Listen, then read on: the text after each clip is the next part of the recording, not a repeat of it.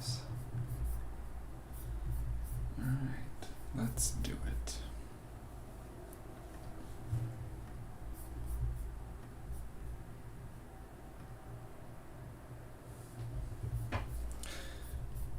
Hello, my friends.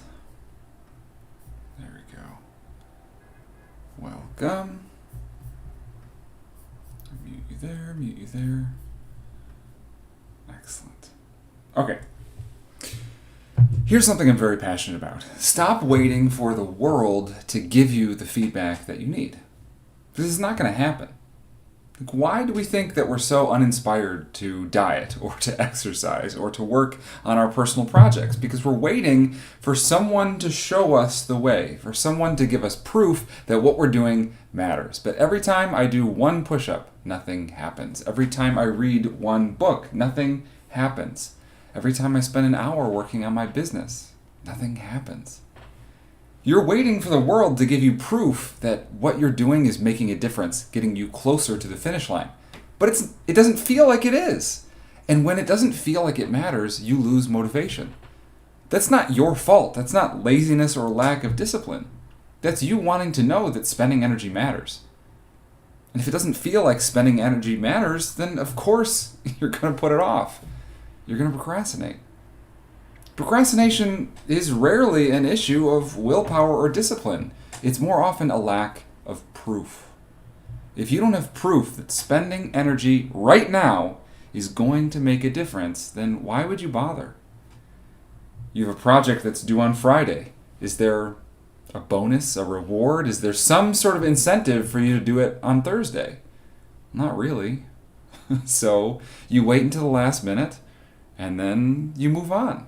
Your whole life you were trained with this do this or else methodology, this strategy of the adults in your life were going to motivate you to do things by scaring you and manipulating you into taking action.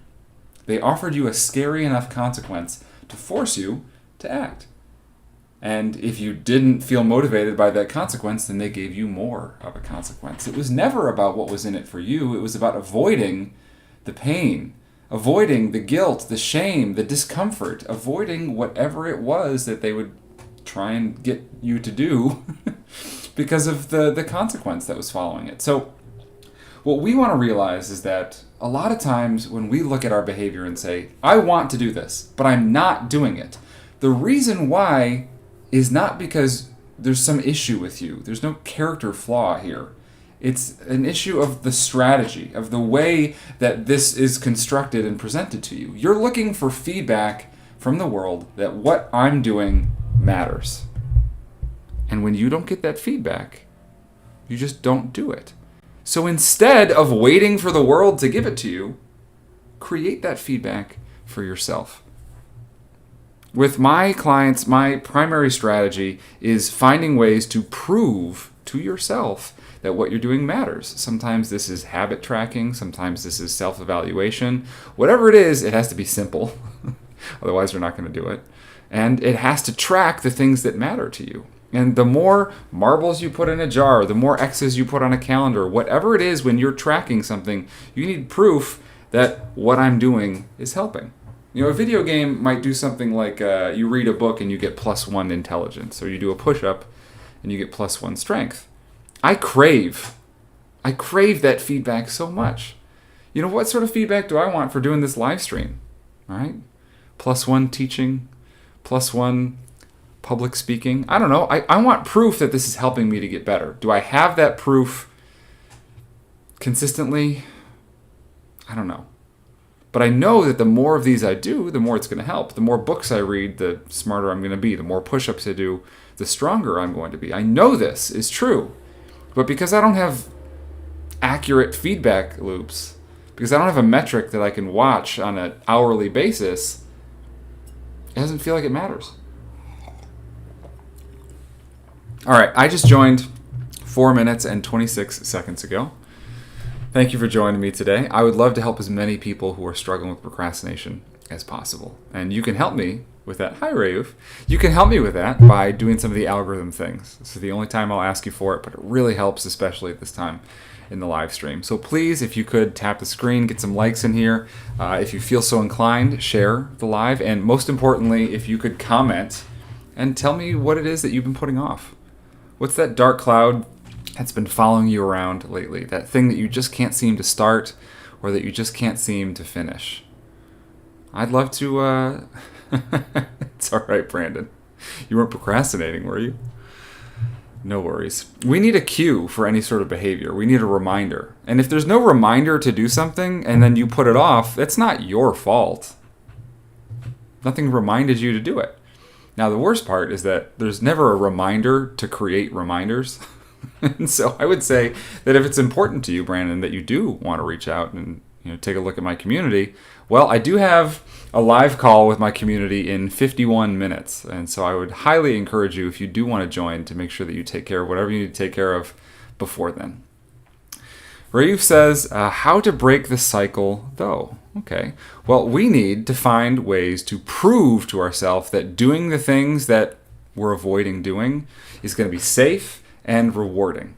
So if you think of that thing that you're avoiding right now, I know you can think of it, right?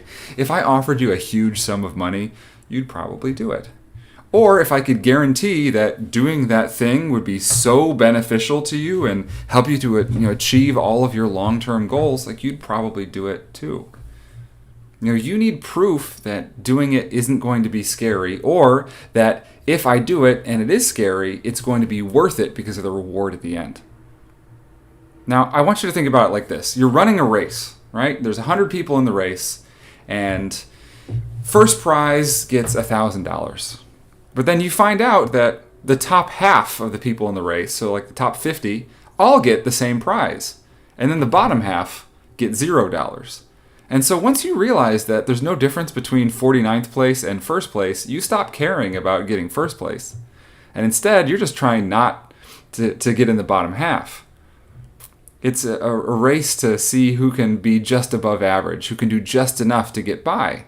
And a lot of times, the way that the world is structured is it incentivizes you to do just enough to get by, because there's no extra incentive for getting in first place.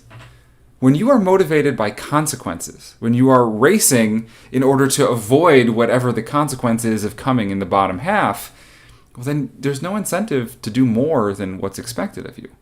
And when it comes to your personal goals, a lot of times that can be frustrating, because when it's for your job or it's for your family, or you'll do things for them, but when you do things for yourself, you don't have the same drive. And that's because the way you were taught to motivate was through consequences instead of rewards. So I only teach rewards. I only teach what's in it for you, proving that if you do get first place, it does matter. And you have to condition your mind. You have to teach yourself over and over and over again with proof that the harder you try, that the more you do these desirable behaviors, the more it matters and the closer you get to the finish line. All right, jumping back into the comments here. Someone says, I've been putting off passing my IELTS. I'm guessing that's a test. I've been putting it off for several years. Well, my guess is, what if you take the test and then you fail? What story will you tell yourself about yourself? Will that confirm insecurities and fears that you have? Are you protecting your ego by not taking the test? Because if you don't try, then you can't fail. You can't succeed either. But maybe you're afraid to fail because you will label yourself a failure if you fail once. Now, is that true that you're a failure as a person if you fail a test once? No, I've failed tests before. I'm sure you have too. But something about failing that test really scares you, to the point that your brain is treating it like there's something in the road and it just swerves automatically to avoid it. It's like your hand is on the hot stove and your brain says, nope, we're going to pull away automatically. It's a defense mechanism that kicks in to avoid pain, to avoid discomfort, to avoid whatever it is that you're afraid of. So if you want to take action on this thing, you can, but you're going to need proof of two things. Number one, that if I do it, it's going to matter. There's going to be some sort of reward.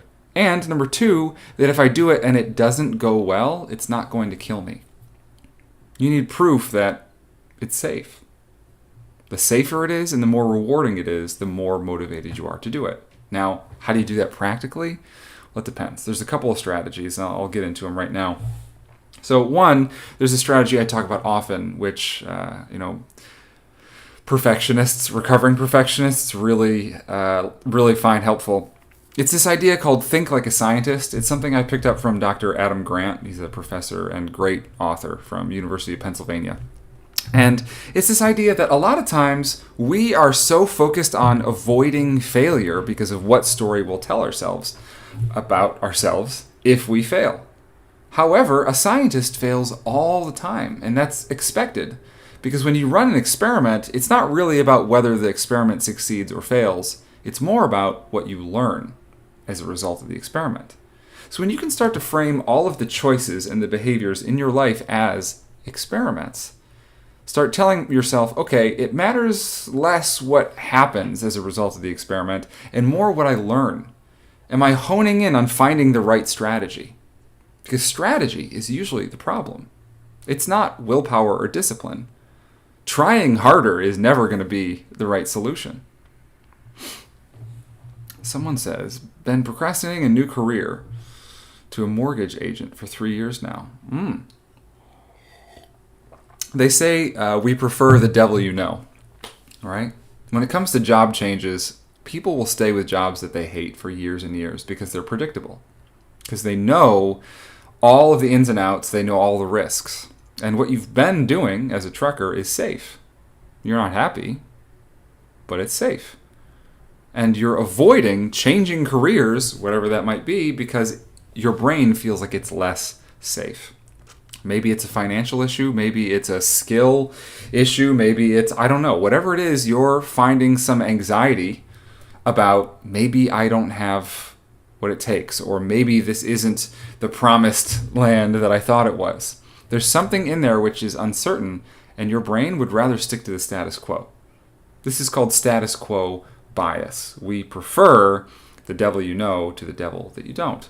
And so if you do want to make this change, again, same things apply. You have to find a way to make it feel more rewarding and more safe. So here's a good way to think about it. A year from now, what would you say is the probability, 1 to 100, that you are happy at your same job as a trucker? Okay, so find that number. And then next, what would you say is the probability that you are happy at your job with a mortgage agent? Compare those numbers. A lot of times, the job that you're leaving is a lot lower than the job that you're going to. But the problem is that neither one of them is 100. And that lack of certainty often results in a lack of action. So again, we have to treat this like an experiment. We have to say, okay, if I'm looking at the probabilities, one probability is low. The other probability is also low, but it's a lot higher than the other one.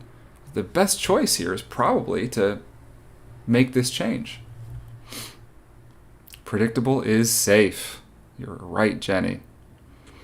Jenny says, I quit my job to start a business, and it's been 6 weeks. Congratulations, Jenny. That is really, really scary. Every single day, when you are working on whatever it is that you're working on for your business, you need to make sure that you reinforce the behaviors with proof, with praise, with all of the acknowledgement that what I'm doing is making a difference, even though it doesn't feel like it's making a difference. The stuff that you're doing now is going to affect your income 6 months from now. But because you don't have proof that that's happening, sometimes it feels like it doesn't matter. Sometimes it's hard to get out of bed and you end up sleeping in until 11, right? I teach a tool I call the marbles system.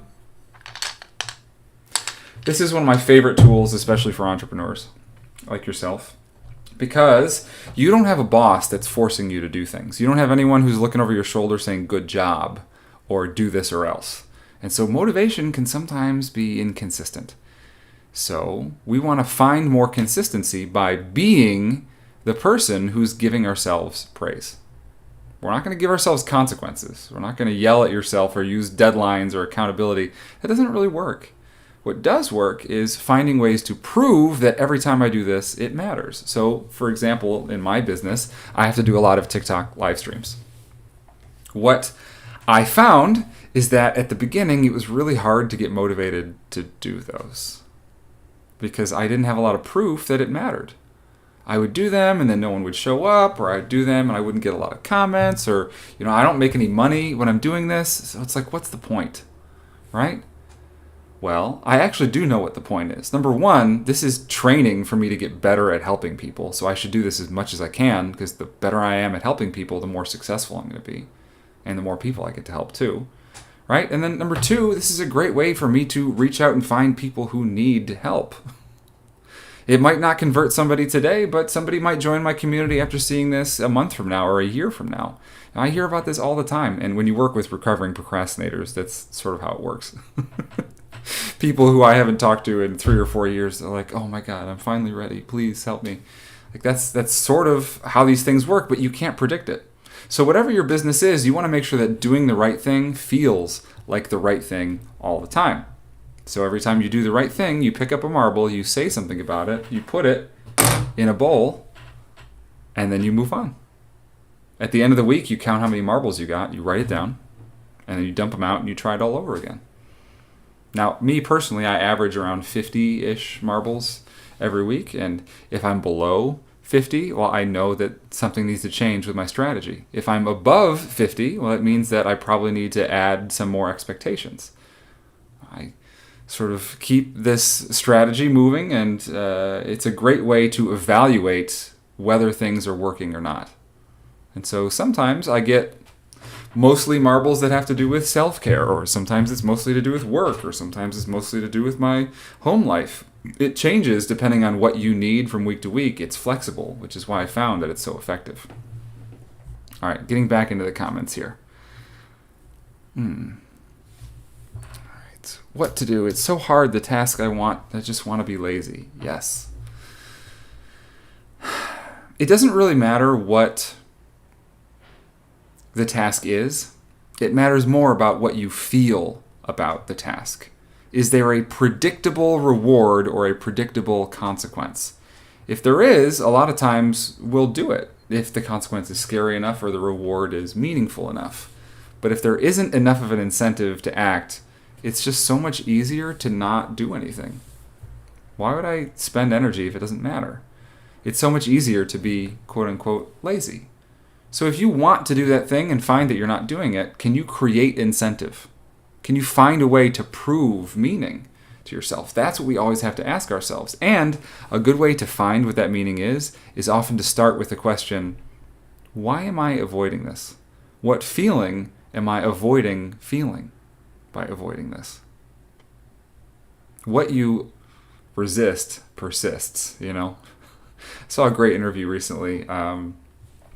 This woman was talking about how pretty much all of the insecurities that you have are reflected in all of your actions towards people. So if you are insecure about whether you are likable or cool or lovable, a lot of your actions are going to be trying to be likable or lovable or cool. Right? You're going to try and find ways to prove to the world and prove to yourself that you actually are these things that you are insecure about. And so what I find is a lot of people who use the word lazy to describe themselves, I probably wouldn't use the word lazy to describe them, but because they are insecure about whatever their work ethic is or their level of productivity or whatever it is, they're always trying to prove to themselves, but their feedback systems suck. They have no proof. So they're just sort of like imagine running a business and you're selling things, but you have no data on what it is that you're selling and how much money you're making or which products are selling more. It'd be so hard to run a business successfully if you did not have that data to continue to check in on and adjust your strategies. Any suggestions on quitting daily alcohol consumption in the evening? All right, so sometimes, with things like alcohol or drugs, it can be a little bit complicated because of some of the biological factors. But I can tell you, if you want to either curb or stop any negative behavior, here's a couple things. Number one, I have found that instead of trying to stop bad behaviors, it is more effective to encourage good behaviors. A lot of times the bad behaviors are coping mechanisms for dealing with negative feelings or discomfort. And so if you have more good things in your life, there's less of a need for you to do those negative things. So that's not going to cut it out entirely, but I have found like it's kind of a waste of time to delete apps off of your phone or to put blockers or things like that. Like, that's not really effective. What is effective is trying to encourage good things rather than punish bad things. Number two, the science tells us that when you're trying to curb a undesirable behavior, that instead of trying to quit cold turkey, it's better to substitute a similar behavior that is more healthy, more beneficial. So if you really want to have, like daily alcohol consumption in the evening, maybe trying to say, okay, instead of having alcohol in the evening, I'm going to have a really nice craft soda in the evening, or I'm going to have some sort of like similar, like I'm going to have a milkshake in the evening, or something that gives you that same sort of idea but doesn't have the alcohol. Or maybe just going with straight like mocktails or something like that. Like there are options here that can help you transition rather than just quitting cold turkey. There's something called the habit loop, where you have a cue, a behavior, and a reward. And every single habit that you act on has these three parts. So what is the cue? It's the evening, and probably stress from the day. The behavior is having alcohol, and then the reward is some relief from that stress. And so you need to find a way to have the cue be the same, the reward be the same, but then swapping a behavior for something similar. So if you think about something like the nicotine gum that people chew, it's always in a similar container to cigarettes. They're white, they're often cylindrical even, right? It's a similar aesthetic, this idea of I'm opening up the packaging, I can keep it in my pocket, I can have it in certain places. You're trying to find something that is similar but more healthy. Hopefully that's helpful for you. All right. Jumping back into the comments here, please advise, I need to face my school assignment deadline as a priority over care for aged parent. Ooh, this is tough. Because you never want to say like, oh, it's a choice between caring for my aging parent and doing my school assignment. But sometimes your brain will trick you into it's this or that. It's not. Right? You can do both. It's not that you have to take care of your aging parent over doing your schoolwork. But because you don't want to do your schoolwork, your brain has provided you with a reason to avoid it that you can't argue with.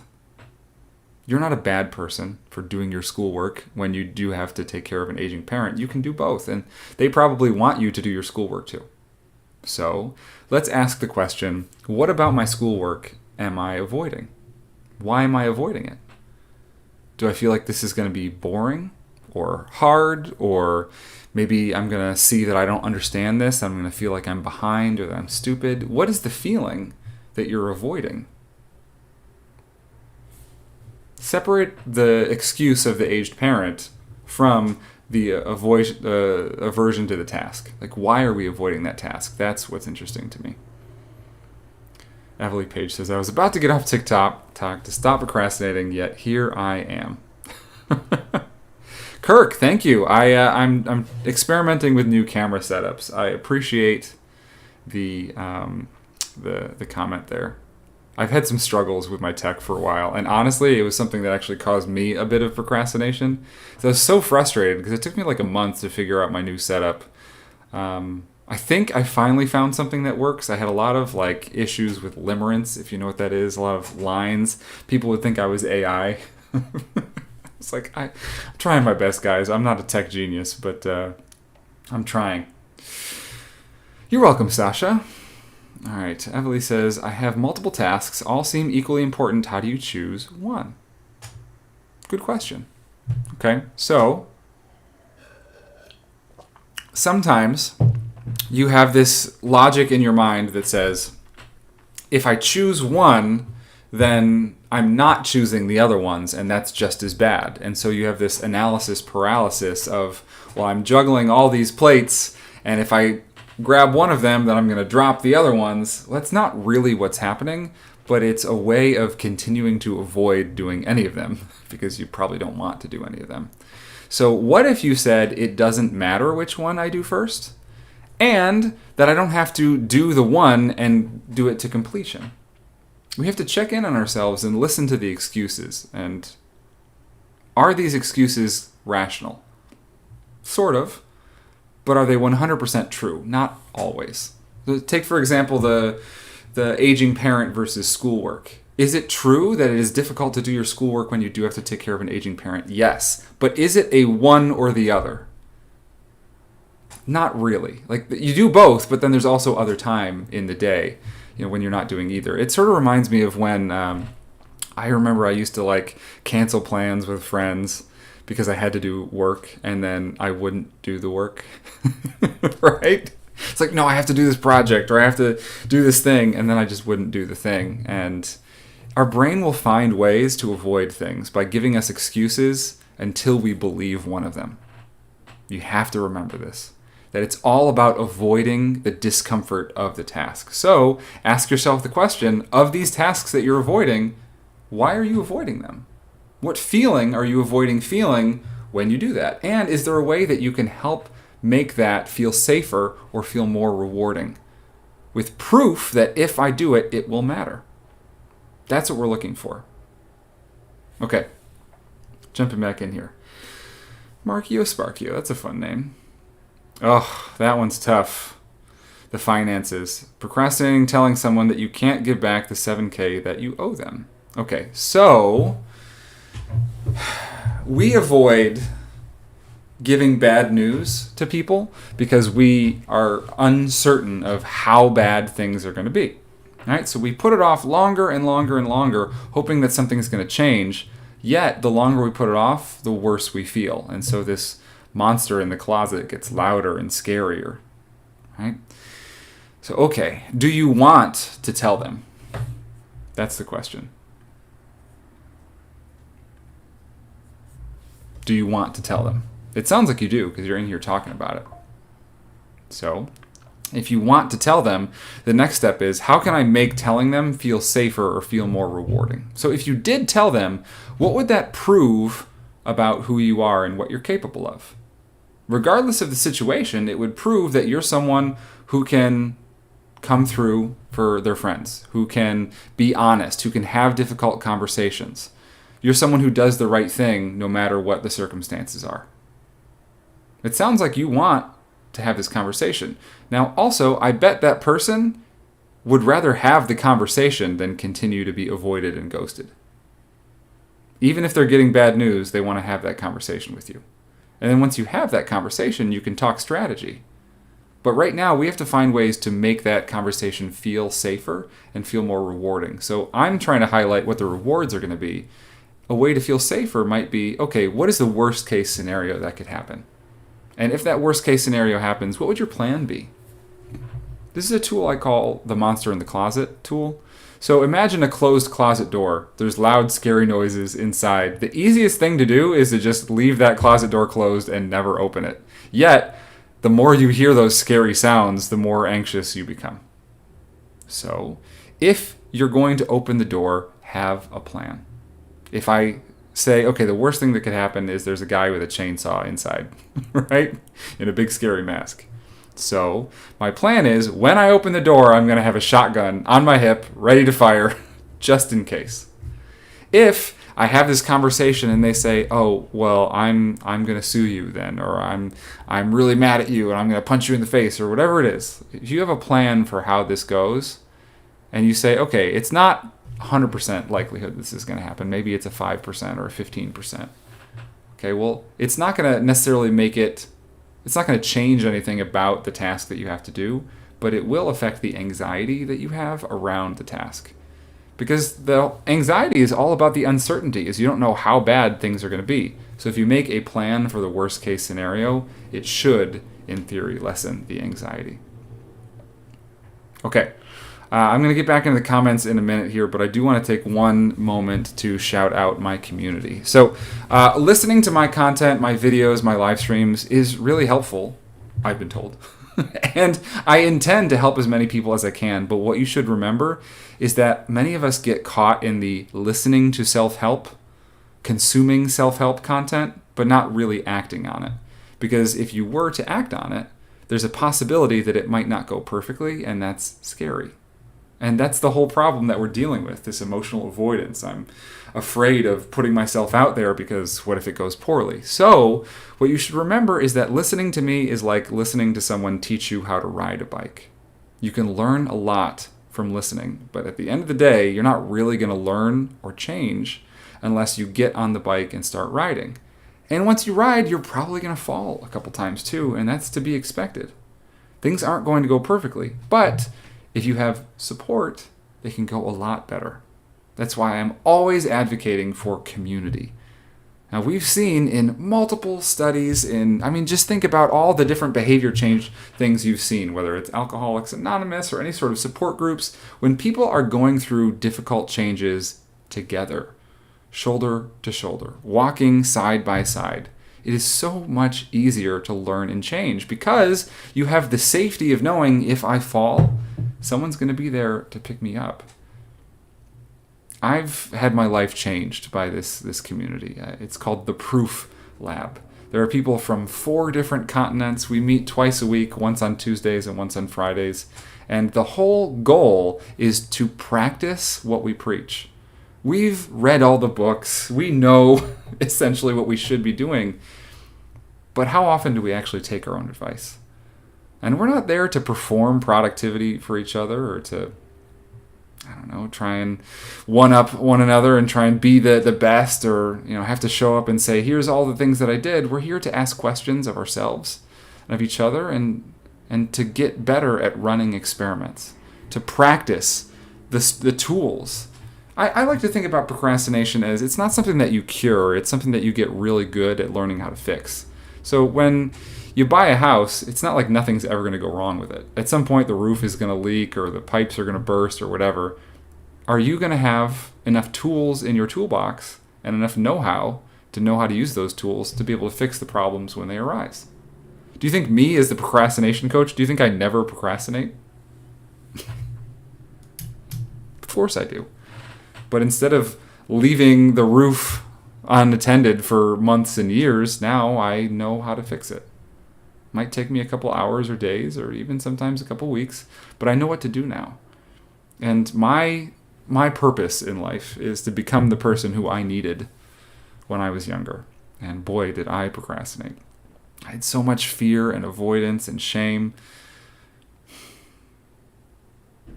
Guilt is a terrible motivator. And I don't want anyone in here to ever think that guilting themselves into taking action is a viable strategy, because it's not. So I would highly encourage you to check out my community. There's a 7-day free trial. You can come to our call today at noon. There's a link in the community. There's a link to get into the community on my page. We'd love to have you. All right, jumping back into the comments here. Have I considered writing a self-help book with applications? Yes. I have like 9 chapters finished. The trouble with writing books is that you don't get paid while you're writing. So I have made some time to write things, but it's a long project. I've been working on it for a couple of years now. It will be done at some point. Am I procrastinating it? I don't think so. Maybe. User 964 says, I started procrastinating and hoarding after my husband's death. How do I stop this for good? First of all, I'm really sorry about that. I imagine how difficult it must be to deal with such a significant loss in your life. And I also can imagine that a lot of the behaviors that you've seen are a direct result of that awful feeling that you must be going through. And the first thing that you should do is have some empathy and some forgiveness for yourself. That going through this was always going to be difficult. For anyone, not just you. And that there's nothing wrong with you and you're not a bad person for having this issue. And the next thing is that if you do want to address it, you have to remember that a lot of this is going to bring up some of those feelings. So it's going to be scary. And probably a lot of the reason that there's some hoarding going on is because going through all these things is going to bring up memories that you don't want to deal with, and it's easier to just avoid. And so we have these rooms that we just keep the door closed, and it's filled with stuff, and anything that we don't want to deal with, it just goes in that room, and we never look at it again. I would suggest finding a friend to help you, maybe finding a company to help you, or if you feel like you're strong enough to find ways to set goals that are so small that you can't help but feel successful when you accomplish them. That just starting is a win on its own. Just opening the door and looking in that room and taking a couple of deep breaths.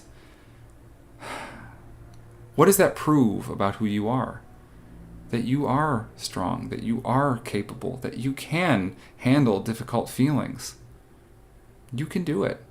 You just need a little bit of encouragement and a little bit of proof. And the more praise that you give yourself, the more positive reinforcement that you give yourself when you do the right thing, the more likely you are to keep doing it.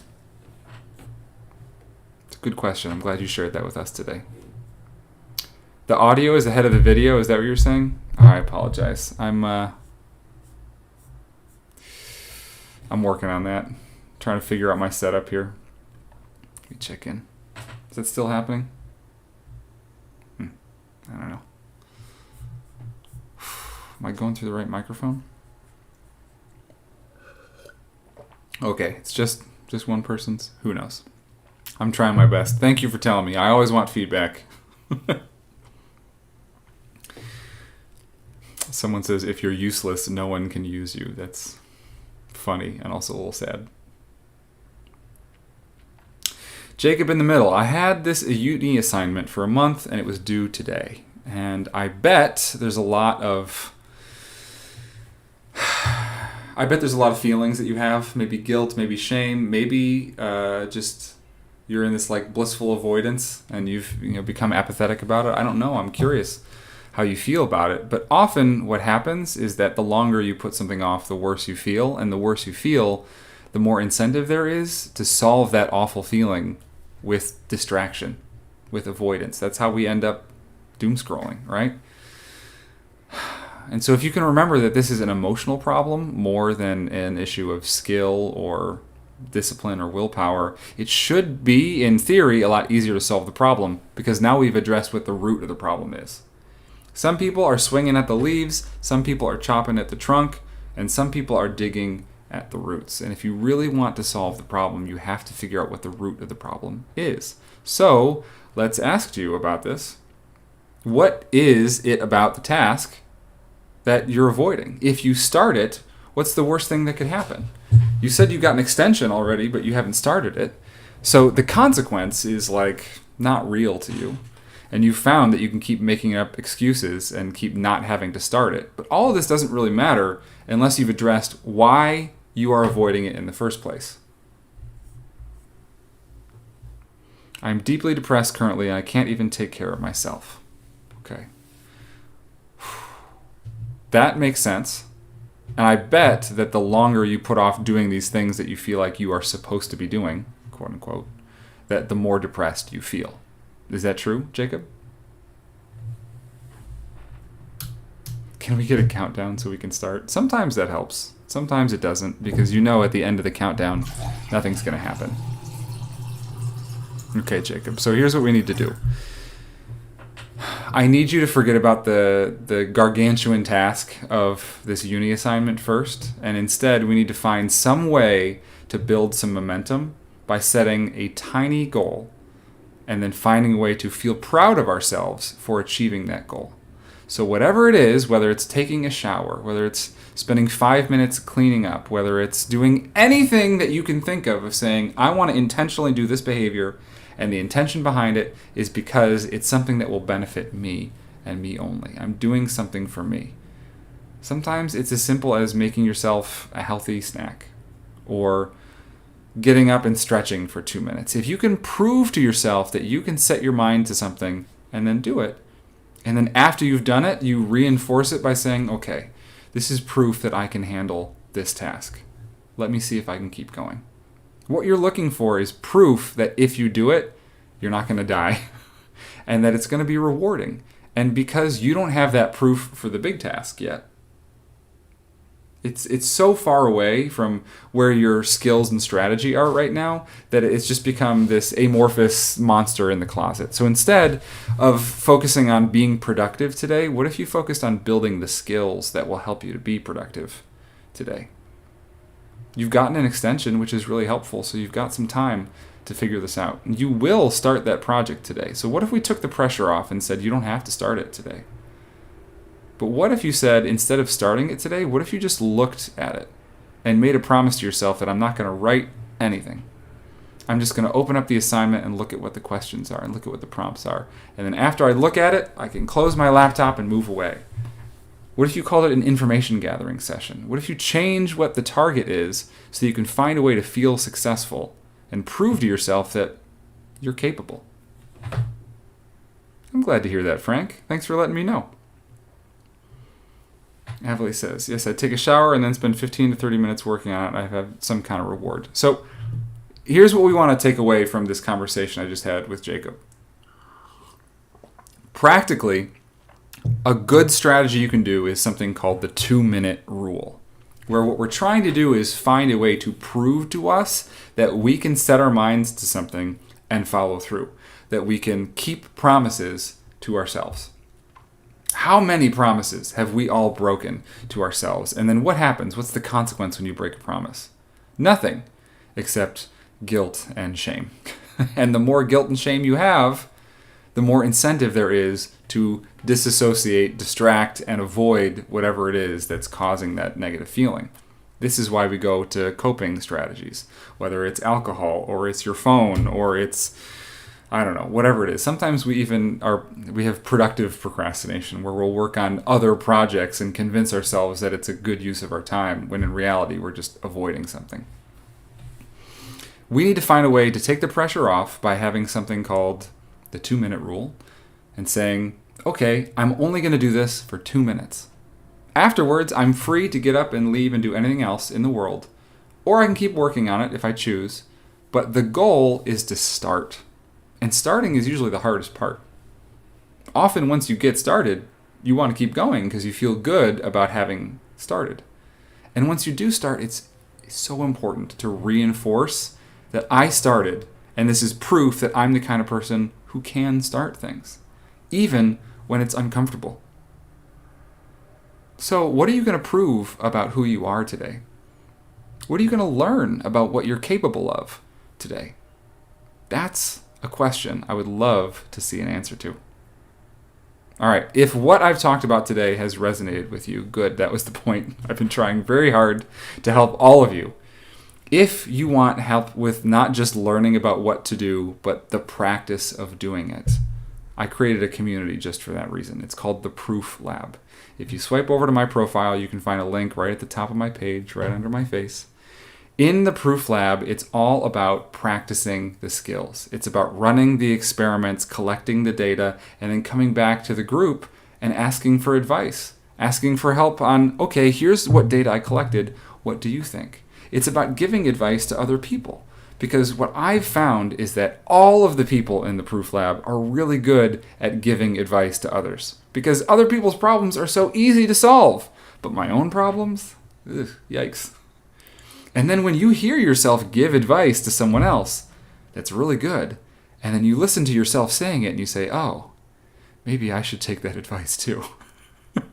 That's where the real learning happens. It's not from listening to me be brilliant.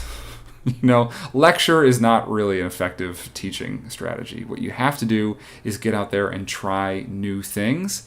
And the best way to do that is with the safety of a community that's supporting you along the way, that's making sure that it's watching your blind spots, that's guiding you in the right direction, that's holding you accountable in a safe way and an encouraging way. So if you're so inclined, please check out my community. It's called the Proof Lab. There's a 7-day free trial, and in 14 minutes, I'm going to be leading a live call on Zoom just for my community members. Thanks for joining today, everybody. I'm going to hop off. I'm going to go prepare for my call, and hopefully I'll see you in a couple minutes. Thanks for joining.